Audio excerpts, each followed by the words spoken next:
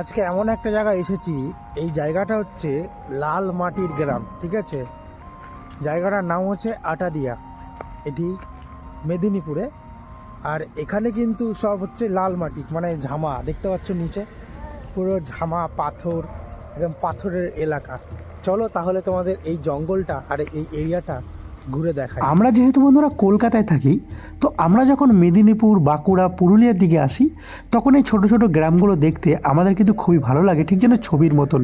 দেখো ওপাশে একটি ঘর দেখালাম, যেটা কিন্তু পুরো জঙ্গলের মধ্যে বানানো হয়েছে, যেটা মাটি দিয়ে তৈরি করা, এবং ঘরটি দোতলা ছিল। আর আমরা এখন দাঁড়িয়ে আছি ছোট একটা খাদের সামনে। দেখো এই এরিয়াটা পুরোটা কিন্তু পাথরযুক্ত এরিয়া, আর এখানে যে মাটিগুলি সেটা কিন্তু পুরোপুরি ঝামা এবং লাল মাটি। তো দেখো এরকম ছোট ছোট গ্রাম তো আমার ভালো লাগে। তো তোমাদের গ্রাম ভালো লাগে কিনা অবশ্যই কমেন্টে জানিও। আর যখন আমরা এই রাস্তা থেকে আবার রিটার্ন ব্যাক করছিলাম, তখন দেখো এখন বাড়িঘরগুলো আরও বেশি কিন্তু সুন্দর লাগছিল।